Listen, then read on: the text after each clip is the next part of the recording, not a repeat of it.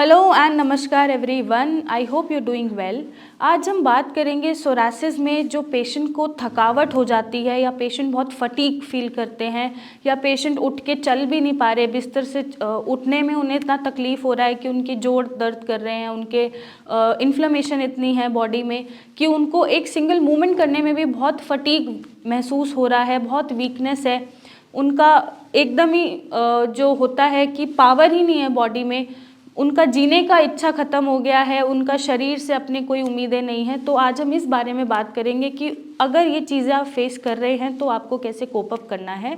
पहले तो हम ये समझेंगे कि अगर सोरासिस आपको है और आपकी ये हालत हो रही है तो क्यों हो रही है, आपको इतना फटीग या वीकनेस क्यों फील हो रहा है कि आप उठ भी नहीं पा रहे अपने आप, आपको किसी पे निर्भर होना पड़ रहा है। सबसे पहला रीज़न जो वीकनेस का होता है सोरासिस में वो है पैचेस के आसपास जो भी स्किन का इन्फ्लेमेशन हो रहा है, स्किन सेल्स आपके इन्फ्लेम्ड हो रहे हैं, मल्टीपल सेल्स इन्फ्लेम्ड होते जा रहे हैं बहुत तेज़ी से, उसकी वजह से आपके पैचेस के आसपास जो सूजन आ गई है और वो दर्द कर रही है। इन्फ्लेमेशन में हमेशा दर्द भी होगा और सूजन भी होगी। तो एक ये रीज़न होता है कि जिसकी वजह से आप उठ भी नहीं पाते हैं और पैचेस आपके बड़े होते जा रहे हैं, तो स्किन आपकी क्रैक होती जाती है, खिंचती जाती है, जिसकी वजह से आपको मूवमेंट करने में वो पेन करता है।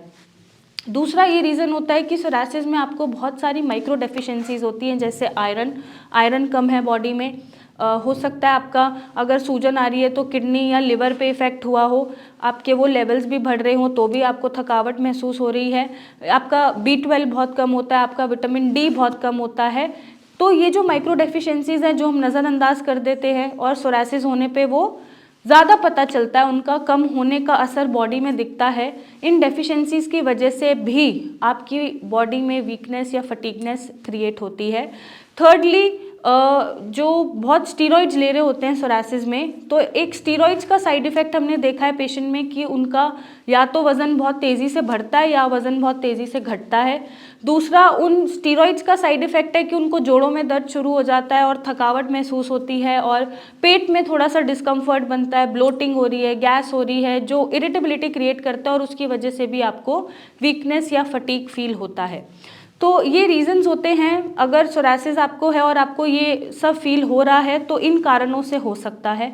अब इनसे आपको बचना कैसे है? सबसे पहले, अगर आप स्टीरॉइड्स ले रहे हैं बहुत लंबे समय से तो प्लीज़ उसको आप छोड़ दीजिए, आप स्टीरॉइड्स मत लीजिए, क्योंकि लॉन्ग टर्म जाके वो आपको और दिक्कत क्रिएट करके देगा, आपकी दिक्कत बढ़ा देगा और साइड इफ़ेक्ट्स देगा। आपके वाइटल ऑर्गन्स को, जैसे लिवर है, हार्ट है, किडनी है, उनको साइड इफ़ेक्ट देगा। दूसरा, आपको टेस्ट कराने की ज़रूरत है। आप अपना CBC काउंट कराइए, आप अपना LFT काउंट कराइए, विटामिन B12 और विटामिन D चेक कराइए। अगर इनकी डेफिशिएंसीज मिलती है तो इनका सप्लीमेंटेशन आप शुरू करें, ताकि इनकी पूर्ति से आपकी बॉडी में जो थकावट बनी हुई है वो ठीक हो जाए। तीसरा, आप अपने डाइट में ऐसे चेंजेस कर सकते हैं जिसकी वजह से आपको वीकनेस फील नहीं होगी, क्योंकि अक्सर सोरासिस पेशेंट में हम डाइट रेस्ट्रिक्ट करा देते हैं कि आपको नॉनवेज नहीं खाना या आपको चिकन, मटन, फिश, अंडे कुछ नहीं खाने। तो ऐसे में जो नॉन वेजिटेरियन लवर्स हैं, जिनको ताकत ही ये सब खा के मिलती है, नॉनवेज फूड खा के मिलती है, तो ये कैसे कोप अप करेंगे? ऐसे में उनको अपने डाइट में रिप्लेसमेंट्स लाने पड़ेंगे। रिप्लेसमेंट्स कैसे?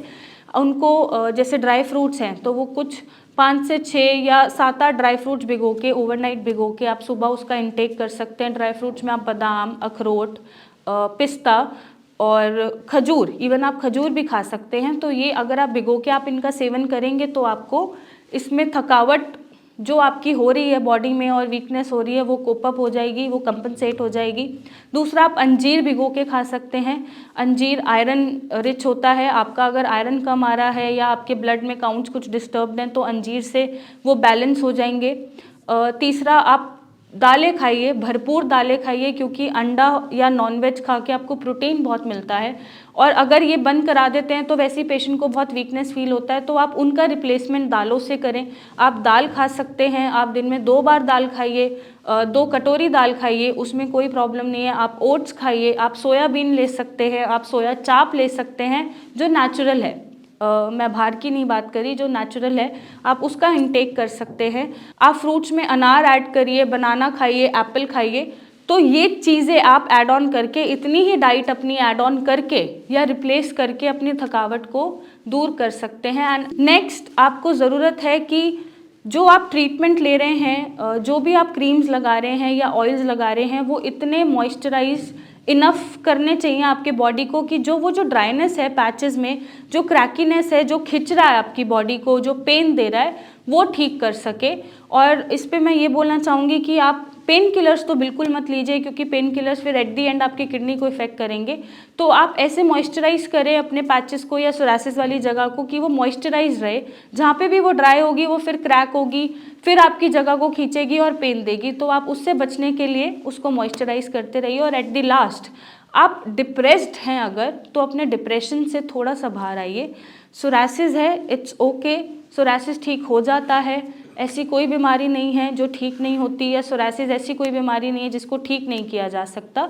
क्योंकि जब हम डिप्रेस्ड होते हैं, मेंटली स्ट्रेस्ड होते हैं, जीने की इच्छा छोड़ देते हैं और लाइफ से क्वेश्चन करने लगते हैं, तो ऑटोमेटिकली थकावट अगर नहीं भी है तो भी हमें फील होती है। अगर फिजिकली नहीं है तो मेंटली हम टायर्ड हो जाते हैं। तो उस मेंटली फटीगनेस से बचने के लिए, उस मेंटल स्ट्रेस से बचने के लिए आपको अपने डिप्रेशन से बाहर आना पड़ेगा और थोड़ा सा स्ट्रांग होके अपने सोरासिस को बीट करना पड़ेगा। और साथ ही आप मेरे पेशेंट्स की फ़ोटोज़ देखिए, जो लगभग 4 से 6 महीने के अंदर ट्रीटमेंट लेके अभी सोरासिस फ्री हो चुके हैं और अपनी बहुत खूबसूरत सी ज़िंदगी, नॉर्मल ज़िंदगी दोबारा जी रहे हैं। और उनसे थोड़ा मोटिवेशन लीजिए। और अगर आपको सोरासिस जड़ से ख़त्म करना है तो आप नीचे दिए गए नंबर पर हमसे कंसल्ट करें, मुझसे आके मिलें और अपने सोरासिस को हमेशा के लिए विदा कहें। So thank you and take care.